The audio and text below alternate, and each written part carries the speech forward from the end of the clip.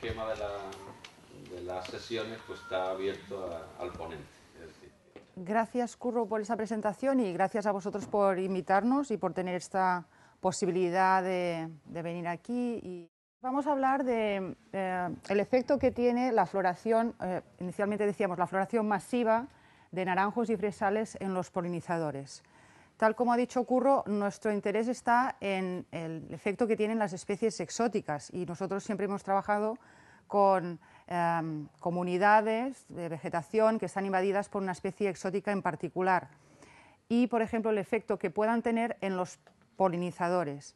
Entonces, para nosotros es un tema un poco paralelo y complementario en el sentido de que de repente, no estamos hablando de especies invasoras, pero sí de una especie que no es, digamos, nativa de aquí, pero que está muy extendida y que produce una floración masiva en un tiempo, bueno, o corto o largo, pero que atrae muchos polinizadores. A ver qué efecto puede tener esto en las plantas silvestres que hay alrededor.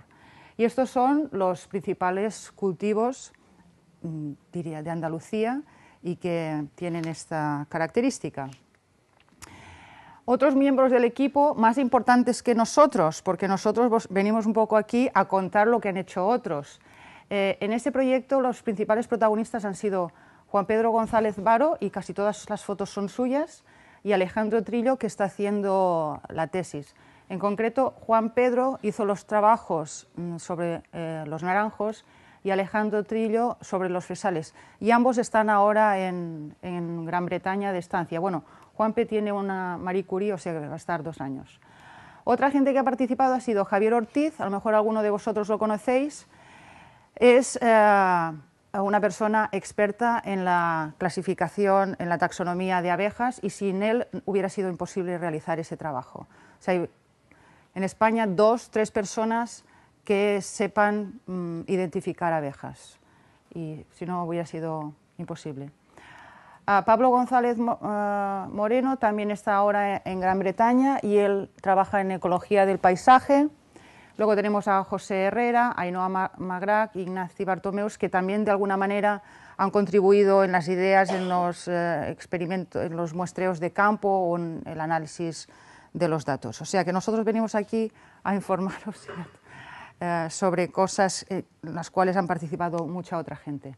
Ese es un trabajo pues, del Plan Nacional, que ya está terminado, que supuso pues, realizar mucho trabajo de campo en distintos tipos de paisaje, y llevó bastante tiempo también escoger en qué paisajes muestrear. O sea, no han sido experimentos que hayan tenido lugar en un sitio, que montas el experimento y vas siempre al mismo sitio a muestrear, sino que logísticamente fue bastante complejo. Pues bien, todos sabemos que muchas especies pues, que tienen flor requieren de los polinizadores para producir semillas, para producir frutos y para mantener las poblaciones. Y no solo es una necesidad que tienen pues, las poblaciones de las plantas silvestres, sino que los polinizadores también ofrecen un servicio ambiental en el sentido de que nosotros, los humanos, nos aprovechamos, puesto que gracias a ellos pues, tenemos producción de frutos, de hortalizas. Sin ellos pues, no tendríamos estos productos.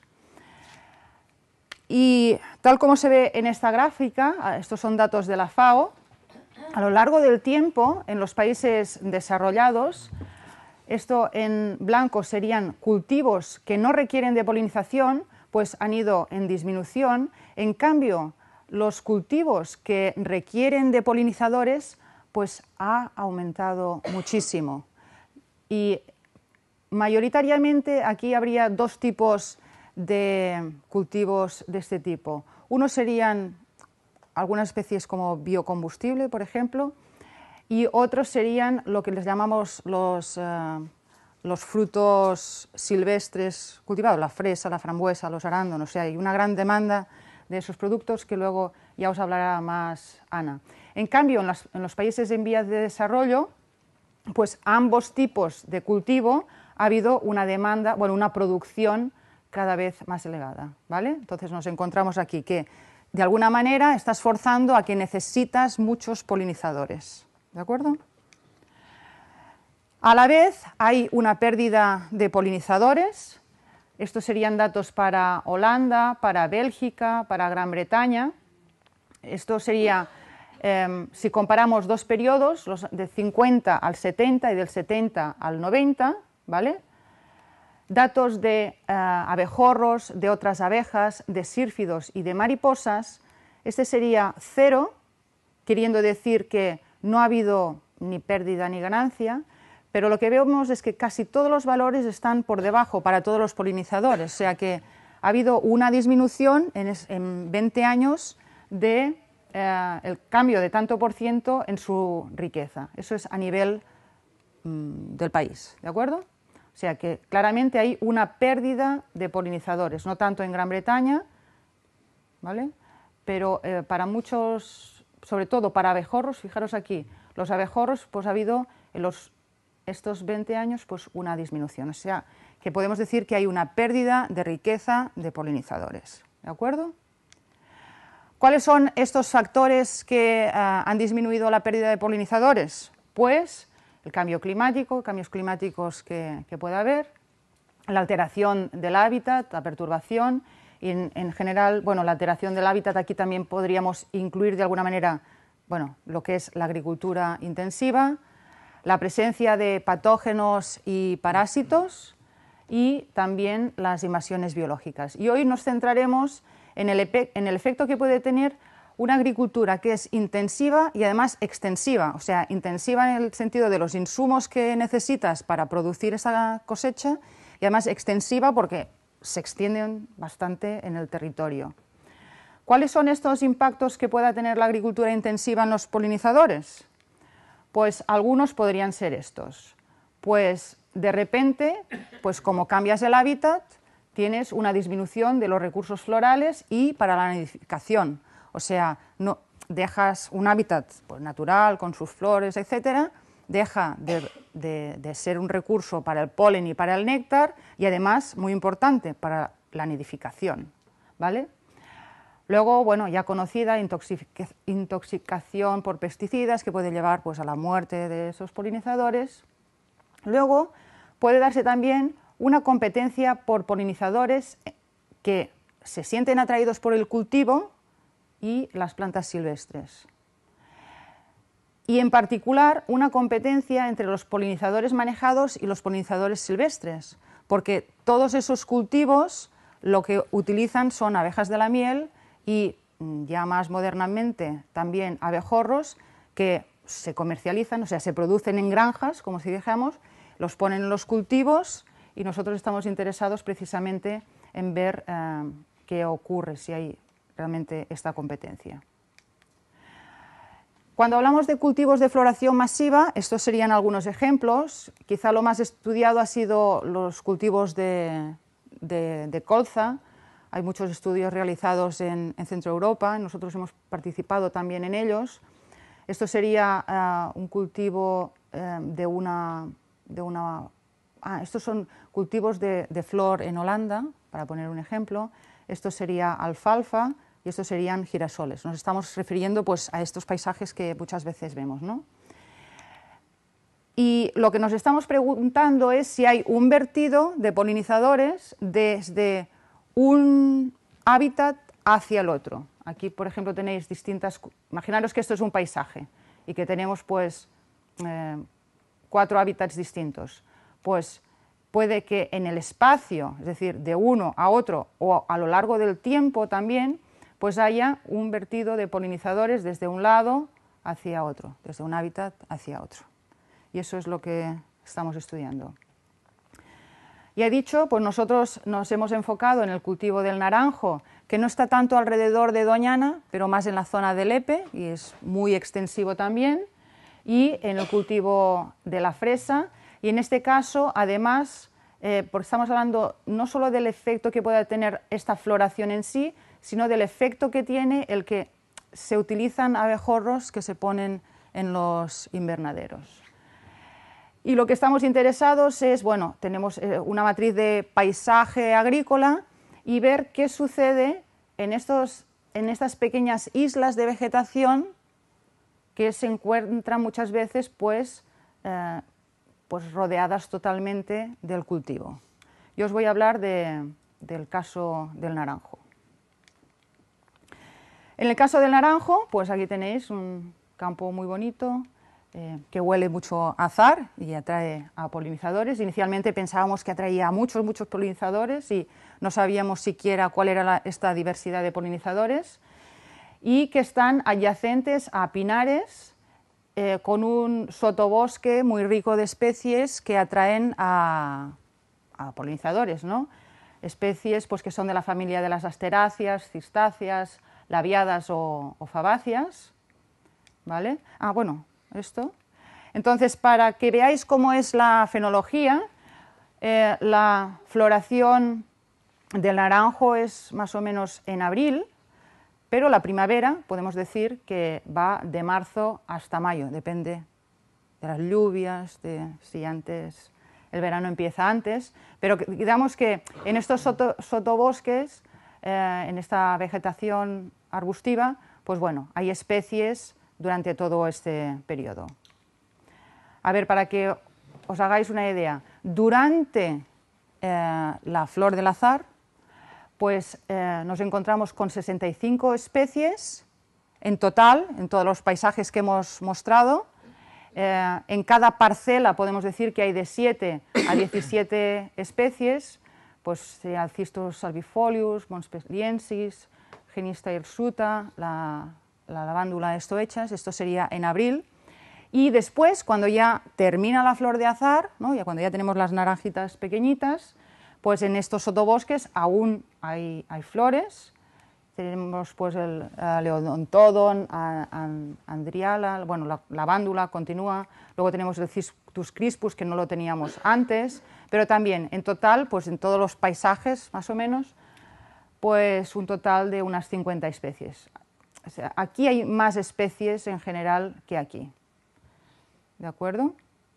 Entonces queremos ver qué pasa, quién visita estas especies. Las preguntas principales que nos hacemos es, bueno, si pensamos que puede haber un vertido de polinizadores de los naranjales al sotobosque o al revés, pues primero tenemos que preguntarnos si hay una similitud en la identidad, en la abundancia de los polinizadores que visitan la flor de azahar y las plantas silvestres de estos bosques adyacentes. También tenemos que preguntarnos si hay diferencias en los polinizadores entre paisajes con y sin naranjos. Por eso digo que fue bastante complicado buscar paisajes para realizar este trabajo.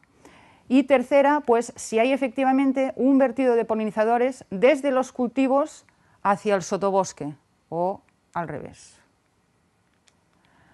Entonces, para que entendáis un poco el diseño experimental, nosotros hemos muestreado durante la floración del azahar, después de la floración del azahar, en paisajes con naranjos, ¿vale?, en el sotobosque y también, evidentemente, en los naranjales.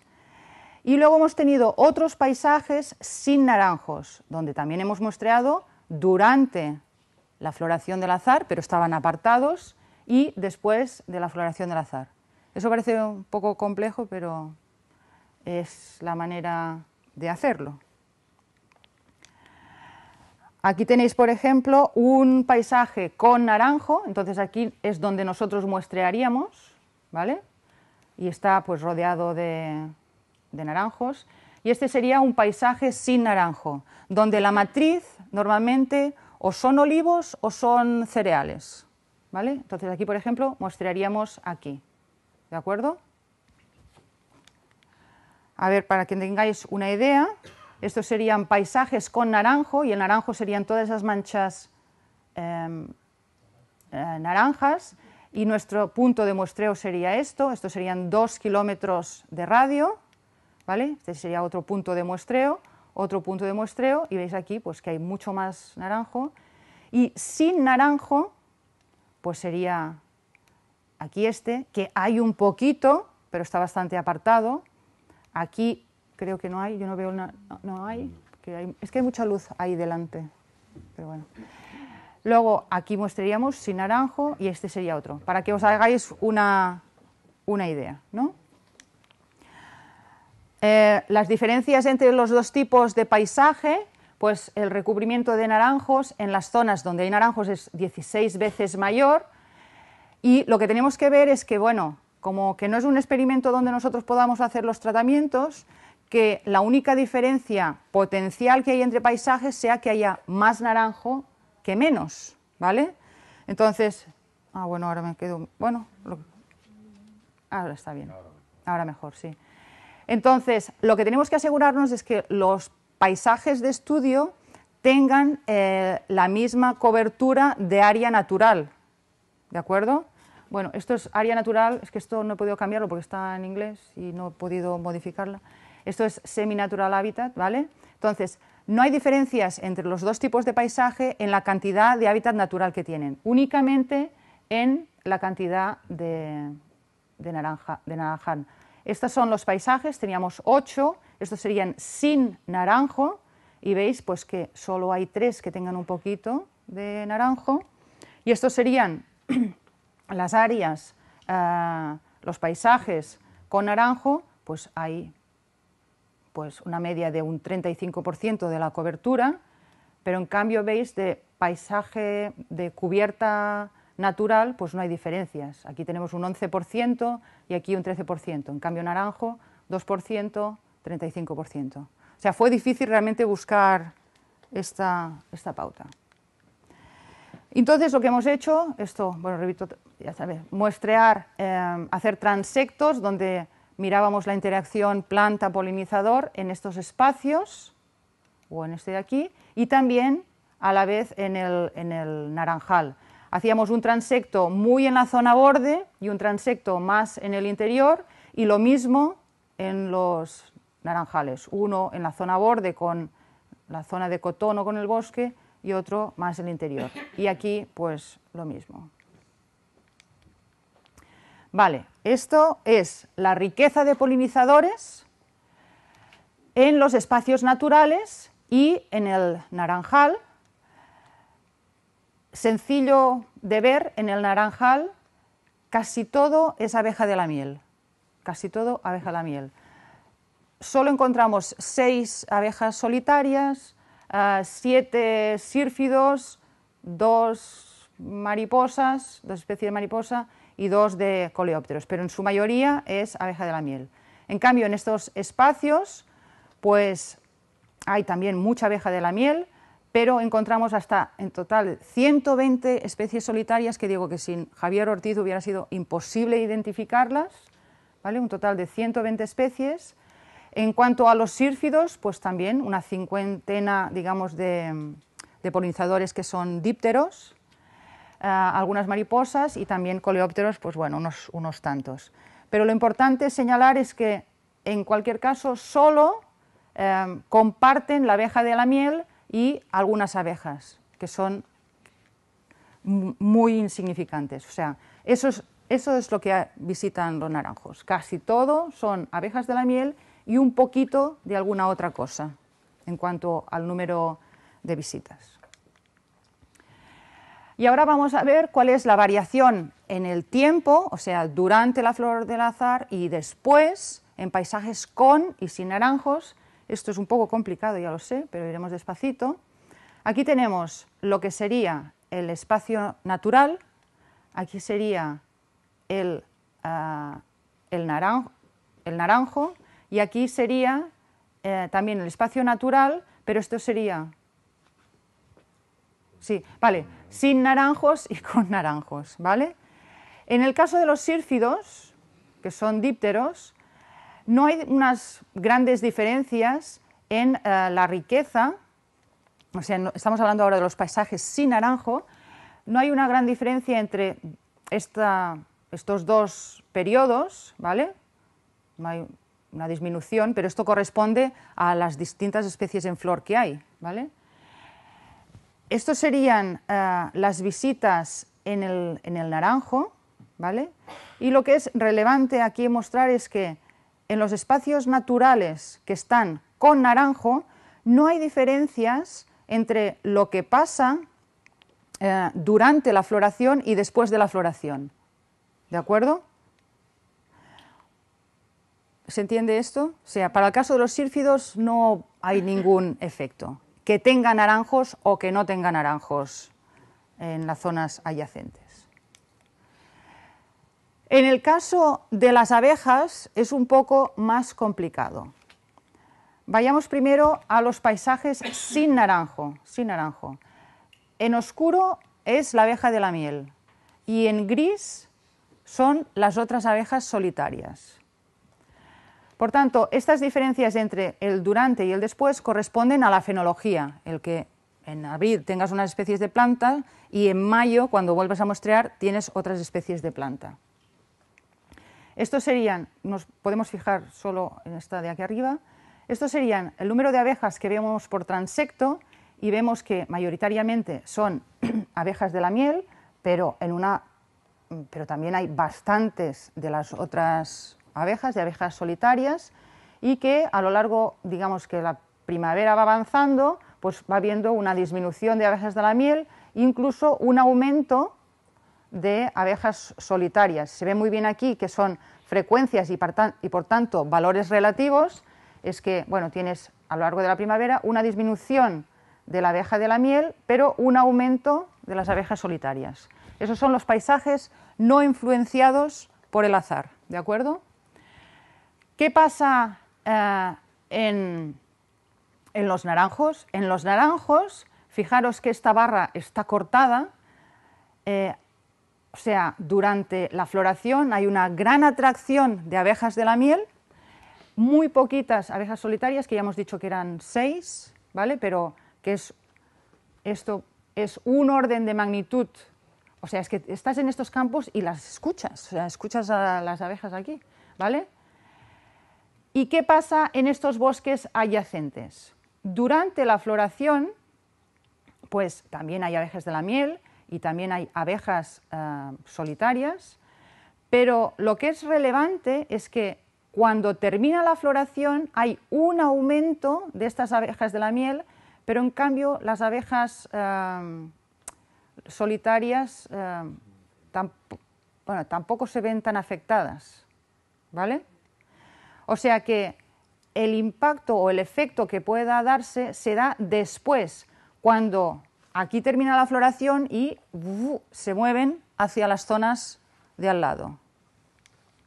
Bueno, entonces las conclusiones serían que el azar es mayoritariamente visitado por la abeja de la miel, no por este más de centenar de abejas solitarias que tenemos en el paisaje, que el sotobosque de pinares recibe, además de la abeja de la miel, visitas de otros polinizadores, más de 100 especies distintas de abejas solitarias, por ejemplo, que al finalizar la floración del azar hay un vertido de abejas de la miel hacia estos sotobosques circundantes y que se reduce a la mitad la riqueza de abejas solitarias en relación a los paisajes sin naranjos. Es decir, los paisajes sin naranjos tienen más abejas solitarias que los paisajes con naranjos, posiblemente por una competencia de la abeja de la miel con las abejas solitarias. Las abejas de la miel son muy competitivas y puede que cuando estas abejas de los naranjos vierten hacia los espacios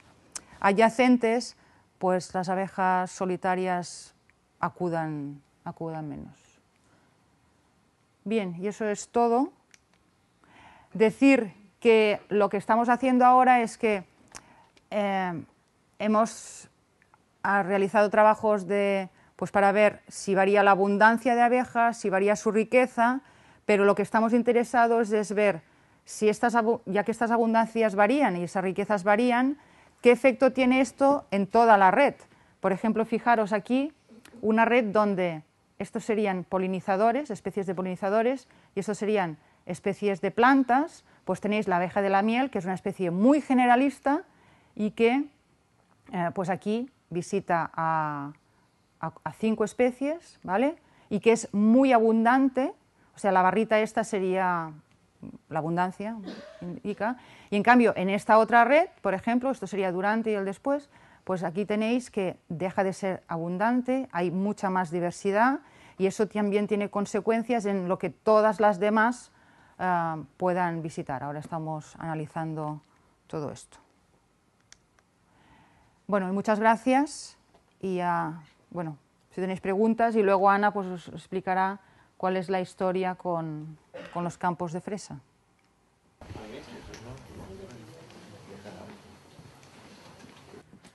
Bueno, pues yo soy Ana Montero y os voy a seguir hablando de estos cultivos de floración masiva y en este caso el sistema de estudio de la fresa.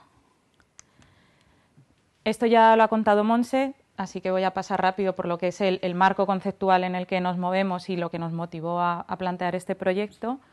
Pues es ese que el 70% de las especies cultivadas dependen de manera obligatoria o facultativa de polinizadores para la producción de frutos y semillas y que además esas especies suponen el 30% de la producción mundial de alimento. Y esta gráfica sirve para representar esta dependencia de polinizadores. Esto está hecho para distintas variedades de fresa, que no sé si podéis ver. Y entonces lo que vemos es que el peso del fruto pues es mayor si ha sido polinizado por abejas, un poquito menor si simplemente ha sido polinizado por viento y un poquito menor si es autopolinizada.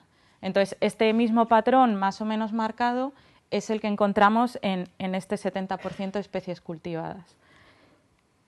Y además, como también ha dicho Montse, el área dedicada a este tipo de cultivos está en aumento tanto en países desarrollados o en vías de desarrollo.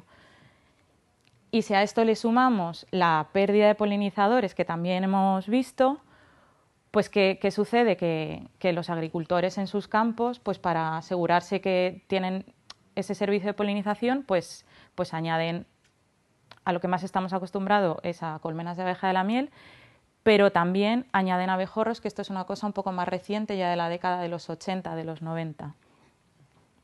En el caso de Europa, bueno, hay muchas especies de abejorros. Una de las especies que dice es especie de abejorro europeo es el Bombus terrestris, pero este bombus a lo largo de toda su área de distribución, aquí señalada en verde, tiene 9 subespecies distintas. ¿Y qué pasa? Que a nivel comercial, claro, no se producen todas y sobre todo se produce esta, el Bombus terrestris, subespecie terrestris, que es el que es nativo de todo Centro y Norte Europa continental. Entonces, claro, en un lugar como la península ibérica, donde nuestra subespecie nativa es el Lusitanicus, nos encontramos que en la agricultura se introduce una subespecie que no es la nuestra, no es la nativa.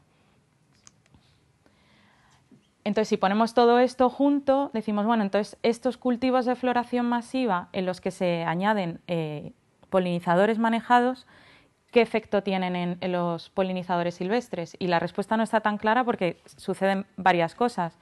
Por una parte, al ser un cultivo de floración masiva, como ya ha explicado Montse, puede suponer un aumento puntual del recurso floral, lo cual podríamos esperar que fuera bueno para los polinizadores, pero es que también estos cultivos suponen pérdida de hábitat natural y además suponen la introducción de animales exóticos, que ya hemos visto también que son 2 de los principales factores de cambio global que afectan a los polinizadores. Entonces, esta combinación quizás no es tan buena para ellos.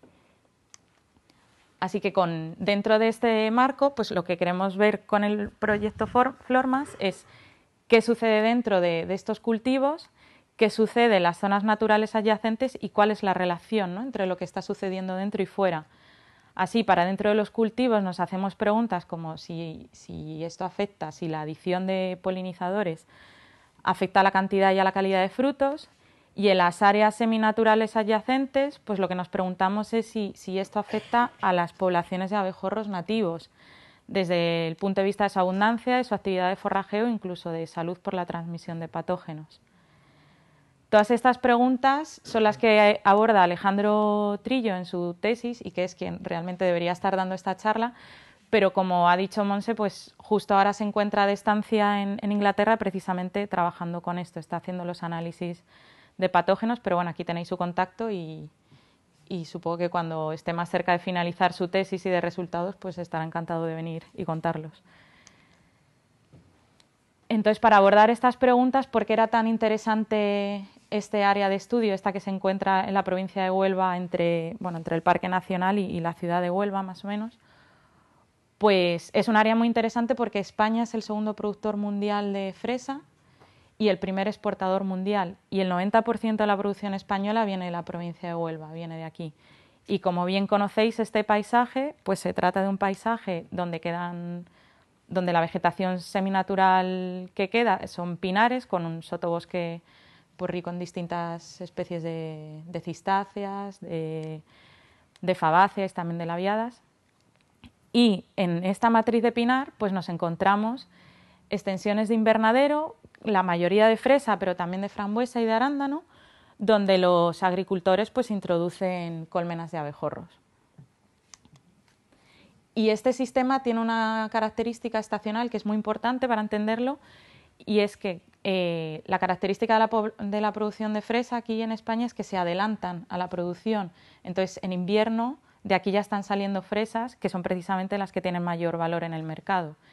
Y para que esa producción sea posible en invierno, lo que hacen es que añaden muchas más colmenas, porque fuera no hay apenas ni recurso floral ni polinizadores silvestres. Mientras que ya en primavera añaden menos colmenas porque fuera ya hay más recurso floral y más polinizador silvestre que potencialmente podría visitar la fresa. Entonces, bueno, antes de plantearnos más preguntas, lo primero hay que responder a dos cosas muy sencillas. Primero, ¿realmente salen los abejorros manejados de los invernaderos? Y la respuesta es que sí, los hemos visto forrajeando, los hemos visto copulando y los hemos visto anidando fuera de los invernaderos. Y además, vale, están fuera, pero lo siguiente que hay que preguntarse es, ¿coinciden en el tiempo con los nativos de modo que pueda haber una interacción entre ambas subespecies? Y lo que esperaríamos sería, si esto es la abundancia de abejorros, a lo largo del tiempo, pues que en invierno, si en rojo representamos a los abejorros manejados, pues que en invierno solo encontrar los manejados, mientras que en primavera ya aparecería también el nativo. Entonces, para comprobar esto, seleccionamos dos tipos de paisajes: natural, en el que en ese radio de 2 kilómetros no había cultivos, y otros alterados, en los que en ese radio de 2 kilómetros sí que había invernaderos. Y desde noviembre, de forma semanal, se iban visitando estos sitios hasta junio, donde ya se dejaron de ver. Entonces, encontramos que efectivamente el manejado, que es este de aquí, el no nativo, ya aparece en diciembre, ya está en invierno, se mantiene hasta junio, y que además, sobre todo, aparece en zonas alteradas, que son las representadas en negrita. ¿Y qué pasa con el nativo? Pues que efectivamente apenas hay hasta que emerge en primavera. Y además, sobre todo, lo vemos en las zonas naturales, que son las representadas en blanco. Bueno, pues si ya sabemos que efectivamente hay un periodo de tiempo en el que las dos subespecies potencialmente pueden interactuar, pues ya lo siguiente que nos preguntamos es si la cobertura de invernadero en el paisaje afecta a la abundancia de ambas subespecies. Esto es lo que esperaríamos, que en el caso del manejado, a mayor cobertura de invernadero, su abundancia fuera del invernadero, es decir, en el paisaje circundante, fuera aumentando, y que este aumento fuera mayor en primavera, que está aquí representado en amarillo, porque en primavera hay más recursos florales fuera y esperaríamos que salieran más, que fueran más atraídos por los recursos florales de fuera. Y en el caso de los nativos esperaríamos el efecto contrario, aunque mucho más diluido, porque bueno, en invierno, al apenas haber abejorros nativos, pues no esperaríamos mucho efecto, y en primavera esperaríamos que sí que hubiera un efecto negativo en la cobertura de invernadero. Para ver esto, pues en esta zona de estudio, que aquí veis, bueno, esto es el parque y aquí Huelva, el río, seleccionamos 19 paisajes, 19 pinares, en paisajes donde había un gradiente de invernadero que iba desde el 0% hasta el 70%. Aquí el invernadero está representado en azul y las zonas seminaturales en verde. Y en estos paisajes pues realizamos censos para buscar los abejorros. Y lo que encontramos para el caso del abejorro manejado, efectivamente, a mayor cobertura de invernadero, mayor es su abundancia. Lo que pasa que, al contrario de lo que esperábamos, este aumento es mayor en invierno, que es la línea continua. Y entonces esto debe deberse a que, bueno, en invierno se introducen más colmenas y es cuando más salen. ¿Y qué pasa con el nativo? Pues vemos un efecto negativo, como esperábamos, muy sutil porque la abundancia de los nativos en general es menor y bueno, es bastante similar en invierno y en primavera. Entonces, esta relación negativa entre los abejorros nativos y los abejorros manejados y el invernadero puede tener distintas causas. Por una parte, se puede deber a competencia por recursos florales con los abejorros manejados. Podría deberse también a la pérdida de hábitat, es decir, que para el abejorro nativo el invernadero no fuera un espacio útil, no hiciera uso de él. Se puede deber a infección por patógenos, a exclusión por competencia física, por desplazamiento agresivo entre ellos. O también se podría deber a otros efectos negativos de otras prácticas agrícolas, como podría ser el uso de pesticidas. Yo os voy a hablar de estas dos primeras. Respecto a esto, como os he dicho, Alejandro está ahora mismo en Inglaterra haciendo estos análisis. Esto realmente nos parece poco plausible, esta opción, porque no son bichos territoriales ni agresivos y no lo hemos percibido en campo. Incluso en un mismo romero podías tener en un momento un nativo y uno introducido y ahí no había, vamos, que no tenían un comportamiento agresivo. Y respecto a esto, pues sí, podría estar pasando, pero nosotros en este trabajo no lo hemos mirado. Entonces, para ver si esto existe, si existe una competencia por recursos, lo que nos preguntamos es si las dos especies, si las dos subespecies visitan las mismas plantas y si la nativa también hace uso del invernadero. Entonces, lo que esperaríamos encontrar en este caso sería una respuesta muy similar en ambos, porque dado que son subespecies tan emparentadas, también esperaríamos que ecológicamente tuvieran un comportamiento muy similar. Y esperaríamos ver que visitarían la misma cantidad de plantas, que sería menor en invierno porque hay menos flores fuera, mayor en primavera porque la riqueza de plantas es mayor. Y en cuanto al polen de fresa, es decir, al uso de invernaderos, pues esperaríamos que fuera mayor en invierno, precisamente por lo mismo, porque en invierno fuera apenas hay recursos y entrarían más al invernadero, y que fuera menor en primavera porque estarían más fuera. Para ver esto, pues en estos mismos 19 paisajes capturamos individuos tanto del manejado como del nativo. Como veis, muchos más manejados que nativos porque había muchos más. Y es una técnica muy sencilla que consiste en una gelatina con una tinción rosa que se llama fucsina, y entonces con esos daditos de gelatina los pasas por el cuerpo del abejorro y se quedan esos granos de polen adheridos, que luego los montas en una preparación y los puedes mirar al microscopio e ir distinguiendo. No sé si podéis ver, pero bueno, realmente cada especie tiene un grano de polen distinto que se puede identificar. Entonces, lo que encontramos es que efectivamente la riqueza de especies es muy similar entre el manejado y el nativo. Esto solo lo pudimos hacer en primavera porque en invierno es que no había nativo, entonces fue una comparación que no pudimos hacer. Y entonces, bueno, efectivamente visitan prácticamente las mismas especies. Esto podría ser una evidencia de que podría existir competencia por recursos porque están forrajeando en las mismas especies. Aún así, también parece una opción como no muy realista porque cuesta pensar que el recurso floral sea limitante en los pinares, ¿no? Pero lo que vimos es que más o menos visitan las mismas especies, a excepción de la fresa. La fresa solo la visita el abejorro manejado. Efectivamente, mucho más en invierno que en primavera, pero es que en el nativo no encontramos ni un grano de polen de fresa. Entonces, esto parece evidenciar que el problema es que para el nativo es una pérdida de hábitat. O sea, a mayor invernadero, más hábitat que no es útil para él, no es disponible para él. Entonces, ¿qué pasa en los invernaderos? Si el nativo no entra, ¿entran otros o qué pasa? Y sí que entran otros polinizadores nativos, silvestres, y sobre todo lo que hemos visto han sido sírfidos. Entonces ya lo siguiente que nos preguntamos es eso, ¿qué pasa dentro? ¿Afecta la introducción de abejorros realmente a la calidad, a la producción de la fresa?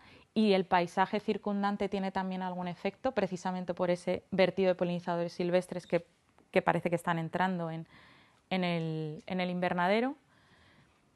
En esto, respecto a la calidad de las fresas, lo que hemos mirado ha sido peso y grado de deformación. Lo que pasa es que solo os traigo resultados y preliminares del peso.